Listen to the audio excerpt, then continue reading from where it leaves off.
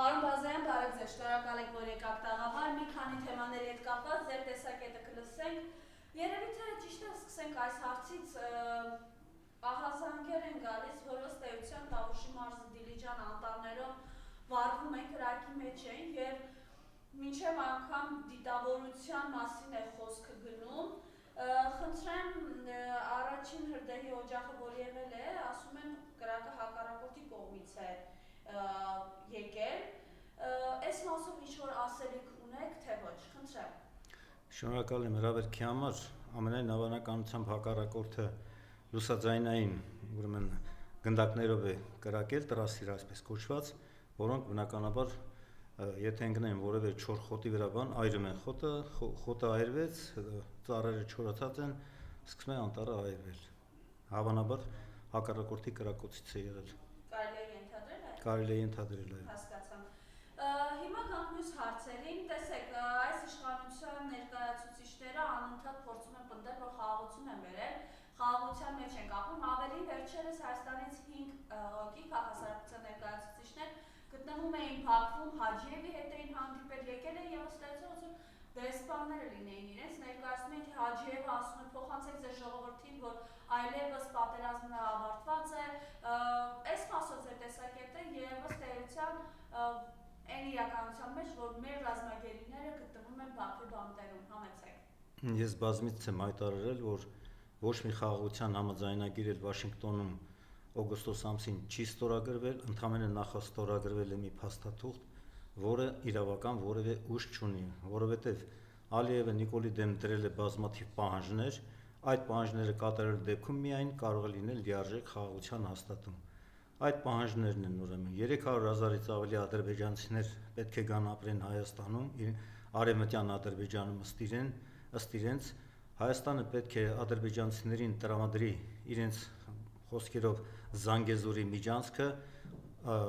ուղևորափոխադրումներ եւ բեռնափոխադրումներ կատարելու համար Ադրբեջանից դեպի Նախիջևան, այնտեղից էլ դեպի Թուրքիա եւ Թուրքիայից դեպի Նախիջևան, այնտեղից էլ դեպի Ադրբեջան, հիմնական Ադրբեջանի մաս, հանրապետություն ու Ալիևը հայտարարում է, որ որևէ հայ զինվորի սահմանապահի կամ մաքսային ծառայողի մենք չպետք է հանդիպենք, այսինքն մեզանից օտարում են Մեղրու տարածաշրջանը, փորձում են մեզանից օտարել։ Սա իր հերթին, ուրեմն նրանք պահանջում են նաև անկլավները, այսպես կոչված Հայաստանից, անկլավներն են պահանջում, բացի դրանից պահանջում են Սևանի արևելյան ափը, որովհետև ըստ իրենց Սևանը իրենց համար գյոյչա է կամ գյոկչա է, չգիտեմ իրենց բարբարով ասած, իրենց լեզվով, կեղտոտ լեզվով ասած, գյոյչա կամ գյոկչա ու իրենց շատ է հետաքրքրում Սևանի քաղցրահամ ջուրը, որովհետև իրենք խմելու ջրի նման ջրի խնդիր ունեն եւ Սևանի արևելյան ափը վերցնելով օգտագործեն Սևանի ջուրը եւ ոռոգման համար եւ խմելու ջուր օգտագործելու համար։ Բայց օրինակ այնտեղից եկած եւ որ գնացել էր քաղաքասարության ներկայացուցիչներից Խոչինյանը եկել է այստեղ ասորիսի ժամանակ պնդում է, որ Ալիևը չի ասել, որ Սևան չկա, չգիտեմ, սես հայտարար։ Ալիևը բարձ հայտարարել է, որ իբրև թե ռուսական կայսրության ժամանակ Սևան գոյություն չուներ Սևան հասկացողություն, երբ որ մենք եւ Ադրբեջանը գտնվում ենք Ռուսաստանի կայսրության ուրեմն տարածքում։ Սևանը դա Գյոյչա էր, Երևանն էլ իբր թե եղել է Էրիվան 16-րդ դարում ուրեմն հիմնադրված Ռևան խանի կողմից։ Մենք գիտենք, որ Երևանը 2700 արդեն, չգիտեմ մոտարապես քանիսի է հասնում, 780 է երևի տարեկան Երևանը կամ 790, թե 800-ը եղել է արդեն։ Նրանց հասկացողությունը այդպեսին է։ Ալիևը անընդհատ իր ժողովրդին վախեցնում է հայերից սպասվող վտանգով, որպեսզի մոբիլիզացնեն, որ իրենց թշնամիները հայերն են, որոնք տիրացել են Արևմտյան Ադրբեջանին, հայերը իբրև թե քոշվորներ են, ռուսները հայերին բերել են Հնդկաստանի հյուսիսից, Իրանից եւ այլ եւ բնակեցրել են Արևմտյան Ադրբեջանում։ Նրանք անընդհատ դպրոցական երեխաներին սկսած հայերի դեմ բան են անում, ուրեմն թշնամանք են սերմանում, հայերի դեմ թշնամանք են սերմանում, որպեսզի մոբիլիզացնեն իրենց ժողովրդին մեր դեմ, որպեսզի Ադրբեջանում տեղի ունեցած, ասենք, սոցիալական խնդիրները, իրավական խնդիրները եւ այլն այդպիսի հարցերով իրենց ժողովուրդը գլուխ չբարձրացնի։ Բայց տեսեք, այս իրականության մեջ նաեւ Հայաստանը ըստ էության ռազմականության տրամադրող գումարներն է կրճատում, պարտադիր զինվորական ծառայության ժամկետն է կրճատում, խնդրեմ այս մասով ձեր տեսակետը։ Ակնհայտ փաստ է, որ Ադրբեջանը անընդհատ մեծացնում է իր սպառազինությունների քանակը, այսինքն նա անընդհատ բանակը հզորացնում է, սպառազինությունների քանակը մեծացնում է, ունեն ֆինանսական հնարավորություններ իրենց նավթ ու գազը վաճառելով, բացի դրանից ունեն հզոր դաշնակիցներ, իրենց ցեղակիցներ Թուրքիան, որը պատերազմի ընթացքում 44-օրյա պատերազմի ընթացքում ամեն ինչով օգնում էր Ադրբեջանին, թուրքական սպայական կազմը ղեկավարում էր այդ պատերազմը, Թուրքիան Ադրբեջանին մատակարարում էր այս բայրակթարներ, անընդհատ թռչող սարքեր, Ադրբեջանին օգնում էր նաև Իսրայելը իր ռազմական հետախուզական տեխնիկայով, Ադրբեջանին օգնում էր նաև Պակիստանը, որը մինչև վերջերս չէր ճանաչել Հայաստանը որպես անկախ պետություն։ Իսկ մենք մենակ էինք այդ պատերազմի ընթացքում, որովհետև Հայաստանի զինված ուժերի գլխավոր հրամանատար էր հանդիսանում Նիկոլը եւ Հայաստանի ղեկավար էր Նիկոլը, ու մեր դիվանագիտությունը չէր աշխատել։ Ես մեկ անգամ եւս կրկնում եմ, մեր զինվորներն ու մեր ազատամարտիկները չեն պարտվել, մեր բանակը չի պարտվել, պարտվել է մեր դիվանագիտությունը, պարտվել է գործող ապազգային թրքամետ իշխանությունը, պարտվել է Նիկոլ Փաշինյանը եւ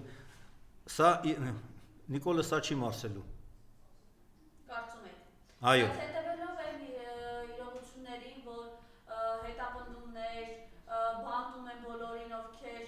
դիմադիր հայացքներ ունեն, այս ամեն ինչը ամենաթողություն է, թե իրենք գիտակցում են, որ ինչ հանցանքներ են գործել եւ ըստ էության իրենք գիտեն ինչ պատիժ է սպասվում։ Իրենք գիտակցում են ինչ հանցանքներ են գործել եւ Նիկոլը իր նեղ շրջանակում հայտարարել է, որ ես գիտեմ, որ իշխանությունը կորցնելուց հետո ինչ է լինելու ինձ հետ, դրա համար ես ամեն գնով պահելու եմ իմ իշխանությունը, ինձ թուրք ասեն, դավաճան ասեն, դա ինձ չի հետաքրքրում, դա ինձ չի անհանգստացնում, ես ամեն ձևով երկարաձգելու եմ իմ իշխանությունը։ Նա այդպես է հայտարարել եւ ուրեմն նրա դեմ դուրս եկող ցանկացած կլինի հոգեվորական, կլինի ռազմական գործիչ, կլինի ազատամարտիկ կամ քաղաքական գործիչ, հասարակական գործիչ, բոլորի վրա շինծ ու քրեական գործեր են հարուցում, Նիկոլի հրանգով եւ քաղաքական պատվերով գործող իշխանության ենթակայության տակ գործող դատարանների միջոցով տանում են մարդկանց կալանավորում են։ Սահմանադրությամբ նախատեսված է, որ դատական իշխանությունը անկախ պետք է լինի գործադիր իշխանությունից, պետք է գործեն տարանջատ, բայց մեր երկրում ցավոք սրտի այսօրվա իրականության մեջ դատական իշխանությունը ամբողջովին կախված է գործադիր իշխանությունից, որևէ դատավոր եթե իշխանության պատվերը չկատարես, նրան կարող են հեռացնել աշխատանքից։ Բացի դրանից Նիկոլը ինչ է արել, Նիկոլը բարձրացրել է բարձրաստիճան պաշտոնյաների աշխատավարձերը, տարին մի քանի անգամ այդ մի աշխատավարձի չափով տալիս է նրանց պարգև վճարներ, դատավորներին, դատախազներին, պետական պաշտոնյաներին, նախարարներին, падգամավորներին եւ այլն, եւ հատկապես ոստիկաններին։ Ոստիկանների քանակը նա ավելացրել է, երկիրը դարձրել է ոստիկանապետություն։ Այս ոստիկանական տարբեր ստորաբաժանումների ուղիղ կեսին պետք է իշխանափոխությունից հետո տեղափոխել բանակ զինծառայության, որովհետև մենք գտնվում ենք երկու թշնամական պետությունների արանքում։ Ամեն ինչ պետք է դնենք բանակի հզորացման վրա։ Իսկ ինչ վերաբերում է զինծառայությունը ժամկետային 1 տարի, 2 տարուց դարձնել 1.5 տարի, դա պոպուլիստական քայլ է մանից ընտրություններից առաջ, մարդիկ ովքեր ունեն զավակներ, որդիներ, 16, 17, 18 տարեկան, որոնք պետք է ծառայեն բանակում, մարդիկ ասում են լավ է, իմ տղեն կծառայի ոչ թե 2 տարի, այլ 1 տարի, բայց դրանով բանակի քանակը, թվականակը պակասեցնում են։ Ես օրինակը բերեմ, Իսրայելում անգամ կանայք են, աղջիկներն են բանակում ծառայում։ Մեր մոտ էլ կարող էր այդպես լինել, կամավոր հիմունքներով աղջիկները իհարկե որոշակի վարձատրությամբ ծառայեին բանակում առանձին զորամասերում, սանիտարներ են, խոհարարներ են, դիպուկահարներ են, շատ այդպիսի ծառայություններ կան, որոնք աղջիկները կանայք էլի շատ լավ կարող են կատարել, հատկապես դիպուկահարներ շատ են եղել, քան տղամարդիկ։ Պարոն Բազյան, ու այս ամենին զուգահեռ մենք տեսնում ենք, որ բոլորի հիմա նաև ազգային են քաղբանտակյանների վերաբերյալ։ Պատգամավորներ Արցախի եւ Հայաստանի բանտված են, սրբազաններ բանտված են, կին քաղբանտակյանն ենք միակ Լիդիա Մանթաշյանը բանտված է, պարզապես քաղաքացիներ բանտված են, զոհված հերոսների ծնողներ բանտված են։ Խնդրեմ ես մասով ձեր տեսակետը։ Մեր մոտեցումը հետևյալն է։ Որևէ իշխանություն ես հայտարարել եմ մեկ անգամ եւս հայտարարում եմ հավերժ չէ։ Ես հանդիպելով տարբեր քաղաքական ուժերի, հասարակական կազմակերպությունների, քաղաքական կառույցների, նախաձեռնությունների, դաշինքների ղեկավար մարմինների ղեկավարներին նրանց խնդրում եմ համախմբվել։ Ես հայտարարել եմ նրանց, որ մի կողմ թողեք ձեր անձնական համակրանքներն ու հակակրանքները, մի կողմ թողեք ձեր քաղաքական կողմնորոշումները, մի մասը արևմտամետ է, մի մասը ռուսամետ է, մի կողմ թողեք ձեր հավակնությունները, այսպես կոչված ամբիցիաները ապագա պաշտոնի վերաբերյալ, բերեք համախմբվենք, ձևավորենք մի հզոր միավորում, մեր ժողովրդին ոտքի հանենք եւ կազմակերպենք աննազանդություն գործող ապազգային թրքամետ իշխանությանը։ Կարճ ժամկետի համար պետք է ձևավորել ժամանակավոր անցումային կառավարություն, որը կնախապատրաստի արդար օրինական ազգային ժողովի նոր ընտրություններ։ Բնականաբար մենք ակնկալում ենք, որ նոր ձևավորվելիք Հայաստանի իշխանությունները իրականացնել են մեր ժողովրդի նպատակներն հետապնդող մեր ազգային պետական շահերից բխող արտաքին եւ ներքին քաղաքականություն։ Մենք կարգավորել ենք հարաբերությունները մեր արտաքին գործընկերների հետ եւ նրանց ռազմաքաղաքական աջակցությամբ հզորացնել ենք բանակը ու ազատագրել ենք Արցախն ու մեր հայրենիքի բռնազավթված մյուս տարածքները։ Հայաստանում հաստատվել է իրական արդարադատություն, օրենքի գերակայություն եւ քաղաքացիների իրավահավասարություն։ Ազատ են արձակվելու Նիկոլ Փաշինյանի քաղաքական պատվերով եւ հրանգով կալանավորված մեր բոլոր հայրենակիցները։ Իսկ Նիկոլը եւ իր գաղափարակից պաշտոնյաները ենթարկվել են Հայաստանի Հանրապետության օրենսդրությամբ սահմանված կարգով դատական պատասխանատվության։ Նաև այս ամենին մենք տեսնում ենք սոցիալական ինչ խնդիրների առաջ են կանգնած, ուղղակի խայտարակ ու սարսափելի թանկացումներ, թոշակների բարձրացման մասին որևէ խոսք անգամ լինել չի կարող։ Խնդրեմ ես մասով ձեր տեսակետը, թե ինչ ըստ էության հպարտ քաղաքացիներին ինչ սովի են մատնել իրենք։ Ես մեր հայրենակիցներին պարզաբանեմ նաև Նիկոլ Փաշինյանի 7.5 տարվա պաշտոնավարման ընթացքում Հայաստանի պետական պարտքը ուրեմն 6 միլիարդից հասցրել են մոտավորապես 13.8 միլիարդ դոլարի։ Եվ որպեսզի պետբյուջեի մուտքերը ապահովեն, ամեն տարի մեծ վարկեր են վերցնում միջազգային վալյուտային ֆոնդից ու համաշխարհային բանկից։ Այդ գումարները միջազգային վալյուտային ֆոնդը, համաշխարհային բանկը, որ տալիս են մեզ, տոկոսով են տալիս։ Այսինքն Նիկոլը բոլորից մեզ դրել է տոկոսի տակ։ Սա մեկ։ Երկրորդը, անընդհատ տարփողում են, թե նախկիններից չգիտեմ քանի միլիարդ դրամ վերադարձել ենք պետական բյուջե նրանց թալանից, նախկինների թալանից։ Եթե նախկինների թալանից այդքան գումարներ եք վերադարձրել պետական բյուջե, ապա ինչու այս տարի թանկացրեց գործող իշխանությունը, թանկացրեց գույքահարկը, հողի հարկը, ջրի վարձատրությունը, տրանսպորտի վարձավճարները, աղբանության վարձավճարները եւ էլի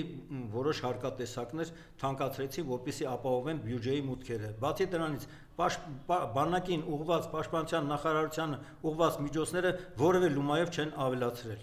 Իսկ կարևոր մեր անվտանգության, Հայաստանի Հանրապետության եւ Հայաստանի քաղաքացիների անվտանգության միակ ու գլխավոր երաշխավորը դա բանակն է։ Ամեն ինչ պետք է դնել բանակի հզորացման վրա։ Նորից եմ կրկնում, մենք ապրում ենք երկու թշնամական պետությունների արանքում, Թուրքիա եւ Ադրբեջան, եւ դարեր շարունակ նրանք փորձել են Հայաստանը ու հայերին ձուլել իրենց հետ, դարձնել թուրք, միանալ Ադրբեջանին, մեծ Թուրանի գաղափարով են առաջնորդվում։ Գնալ այնտեղից Միջին Ասիա, Թուրքմենստան, Ղզղստան, Ադրբեջան, Ուզբեկստան, Ղազախստան, այնտեղից էլ դեպի Ռուսաստանի արևելյան հարավ-արևելյան նահանգներում ապրող թաթարներ, բաշկիրներ, չուվաշներ եւ այլն եւ Չինաստանի հյուսիս-արևմուտքում մի 40 միլիոն ույգուրներ եւ այդ բոլորին միավորելով ձևավորեն այսպես կոչված մեծ Թուրանը։ Մենք կանգնած ենք նրանց կոկորդին։ Մեր վրայով պետք է անցնեն Իրանի հարավ-արևմտյան ատրպատական նահանգով պետք է անցնեն, որտեղ ապրում են մի 13-ից 15 միլիոն սրանց ցեղակիցները ադրբեջանցիների ու այսպես միավորվեն։ Դրա համար նրանց հարվածը ուղված է մեզ, հայերը ուրեմն բնականաբար մանան են ադրբեջանցիներին բերեն Հայաստան, իրենք ձուլվեն ադրբեջանցիների տասի ճանապարհ, Նիկոլ այդպիսի քաղաքականություն է տանում։ Խառնվենք ադրբեջանցիների, սահմանները բացենք, առևտուր անենք, ապրենք։ Հազարամյակներ շարունակ տարբեր կարգի քոշվոր ցեղեր, տարբեր կարգի նվաճողներ գրավել են Հայաստանը, բայց մեր հայրենակիցները ժամանակին իրենց առաջնորդների օգնությամբ, սպառապետների միջոցով կարողացել են ձևավորել, կազմավորվել, բանակը զորացնել եւ ազատագրել մեր հայրենիքը։ Մինչեւ նիկոլական իշխանության գալը մենք ունեցել ենք Արցախի հետ միասին միացած ավելի քան 42000 քառակուսի կիլոմետր տարածք։ Այսօր մենք ունենք ընդամենը ըստ Նիկոլի 29743 քառակուսի կիլոմետր տարածք եւ այն խորհրդային միության օրոք Հայաստանի տարածքը եղել է ուղիղ 29800 քառակուսի կիլոմետր տարածք։ Այդ 60 քառակուսի կիլոմետր տարածքը ռազմավարական նշանակության դիրքեր ու բարձունքներ են, որտեղ 44-օրյա պատերազմի ընթացքում Ադրբեջանի զինվորականները եկել են նստել են, դիրքավորվել են, կրակի տակ պահելով բոլոր մեր արևելյան բնակավայրերը, ճանապարհները եւ այլն։ Նաև գիտենք, որ սարսափելի ուղղակի պատկեր է օդի աղտոտվածության վերաբերյալ, ուղղակի որ պատկերացնենք, պարոն Բազարյան, ուղիղ 2 օր առաջ միայն Երևանի թաղամասերից Ավան առնջում օդի աղտոտվածությունը այն մասշտաբի է եղել, որ աշխարհում դա ռեկորդային է, բացասական իմաստով։ Սա պարարտ, այսպես ասենք, նպաստավոր ճակատներում փող է, քաղցկեղածին տարերի եւ այս ամենի։ Խնդրեմ այս մասով։ Շատ ցավալի էկոլոգիական վիճակ է Հայաստանում։ Կան համապատասխան ծառայություններ, որոնք պետք է բնականաբար որոշակի չափանիշներ կան, փորձեն այդ չափանիշների միջոցով ուրեմն մաքուր պահեն մեր հանրապետությունը, մեր տարածքը, մեր օդը։ Երևանի օդը ցավոք սրտի էլի շատ կեղտոտ է, մեքենաների ծխի ազդեցությամբ, տարբեր ասենք տեղերում աղբ են վառում եւ այլն, ցավալի վիճակ է։ Սա մեկ, երկրորդը Հայաստանի իշխանությունները պետք է ավելացնեն այդ ծառայություններին տրվող գումարները, որպեսզի կարողանան մարդիկ աշխատեն, բայց իրենք զբաղվում են սեփական բարեկեցության ավելացման ոնց որ ապահովման խնդիրներով։ Ես նախկիններին չեմ արդարացնում, ես բազմիցս եմ հայտարարել, որ նախկին իշխանությունները եթե լավ ղեկավար էին մեր երկիրը, Նիկոլ Փաշինյանի նման կիսագրագետ մեկը, որը ունի լիարժեք բարձրագույն կրթություն, չէր կարող փողոցից գալ ու վերցնել իշխանությունը։ Իսկ վերջերս ինչ արեցին, կազմակերպեցին մի միջոցառում, մեծ հավաք բանում մարզաամերիկային համալիրում, որին մասնակցել է մոտավորապես 7000 մարդ, տարբեր կարգի չինովնիկներ, տարբեր կարգի ուրեմն պաշտոնյաներ եւ այլն, մոբիլիզացնելու իրենց ուժերը ապագա հունիսին սպասվող ընտրությունների համար։ Ես կարդացել եմ Նիկոլ Փաշինյանի ելույթը, այնտեղ որևէ տրամաբանական հարց չեմ գտել։ Մեկ դրվագ եմ բերում, նա խոսում է համերաշխության եւ միասնության ապահովման մասին։ Ես հայտարարում եմ, որ մենք չենք կարող միասնություն ապահովել Արցախի հարցի բանակցային գործընթացը դադարեցրած, մեր ժողովրդին ու մեր պետությանը համապատրաստից պատերազմի տարած, Արցախը թշնամուն դավաճանաբար թշնամուն հանձնած իշխանության հետ, այն իշխանության, որը նաեւ ապօրինի շինծու քրեական գործերով կալանավորել է մեր հայրենակիցներին, եւ Նիկոլը գտնվում է Ալիևի ու Էրդողանի ճնշման տակ, նրա պոչը Ալիևի եւ Էրդողանի տակ է, նա կատարում է Ալիևի ու Էրդողանի բոլոր պահանջները, նա գնում է Թուրքիա եւ կոշիկները հանելով գնում է մսկիթ աղոթելու։ Եվ եկեղեցու դեմ արշավը մենք տեսնում ենք, որ ստեցան իրեն կարողանում են ներքին բրուտոսներ, այսպես ասենք, դավաճաններ գտնել։ Խնդրեմ այս մասով ձեր ասելիքը, մենք ինչ ունենք անելու, պաշտպանելու մեր առաքելական եկեղեցին, մեր հավատքը, մեր այս պահին ըստ էության ամենակարևոր պետականությունը մեր պաշտպանող։ Ես որոշ նաև պարզաբանումներ անեմ։ Նիկոլ Փաշինյանը պայքարում է ոչ միայն հայ առաքելական Սուրբ եկեղեցու դեմ, նա պայքարում է նրա թիմակիցների, իր թիմակիցների հետ միասին մեր ազգային արժեքների դեմ, Նա հայտարարում է, որ մոռացեք պատմությունը, Տիգրան Մեծ եւ այլն, որ մենք ունեցել ենք մեծ ու հզոր Հայաստան, ուրեմն նա գնաց տարի առաջ գնաց Շվեյցարիա եւ տեղի հանրության ու մեր հայ համայնքի ներկայացուցիչների մոտ հանդիպման ժամանակ հայտարարեց. դեռ պետք է պարզել, արդյոք եղել է ցեղասպանություն, թե չի եղել, եթե եղել է, ապա իրականում ինչքան մարդ է զոհվել, եթե եղել է ցեղասպանություն, ուրեմն պետք է պարզել դրա պատճառները, ինչու է եղել, այսինքն ինքը ակնարկում է, որ ինքը մինչ այդ հայտարարել էր նաև, որ Հայաստանը մեր հայրենիքն է, բայց մեր պետությունը դարեր շարունակ եղել է Օսմանյան կայսրությունը։ Նիկոլն այնքան տգետ է, որ տեղյակ չի, որ Օսմանյան կայսրությունը դա թուրքական պետություն էր, որը իրականացրել է ցեղասպանություն Արևմտյան Հայաստանում եւ ցանկանում էին 18 թվին նաեւ Արևելյան Հայաստանում իրականացնել ցեղասպանություն ու վերացնել ընդհանրապես հայությանը։ Մենք այն ժամանակ մեր փառավոր հրամանատարների ու մեր հերոս զինվորների մասնակցությամբ Սարդարապատում հաղթել ենք թուրքերին, հաղթել ենք նաև թուրքերին Ղարաքիլիսայում, հաղթել ենք նաև Բաշապարանում եւ պահել ենք մեր հայրենիքը, վերականգնել ենք հայկական պետությունը 1918 թվականի մայիսի 28-ին վերականգնվել է վերջապես հայկական պետությունը։ Ցավոք սրտի Ռուսաստանում եղավ այսպես կոչված բոլշևիկյան սոցիալիստական հեղափոխություն, Լենինը դաշին կնքեց Աթաթուրքի հետ եւ Ռուսաստանը օգնեց ոսկով, զենքով, պատրոններով, ամեն ինչով օգնեց առաջի համաշխարհային պատերազմում պարտված Թուրքիային, թուրքերը իրենց ուժերը ուղղեցին Հունաստանի դեմ, հույներն արդեն մտել էին Կոստանդնուպոլիս, հանեցին այնտեղից, մաքրեցին Հունաստանին, լցեցին ծովը, շուռ եկան մեր դեմ եւ եկան հասան մինչեւ Գյումրի։ Մի կերպ մեզ հաջողվեց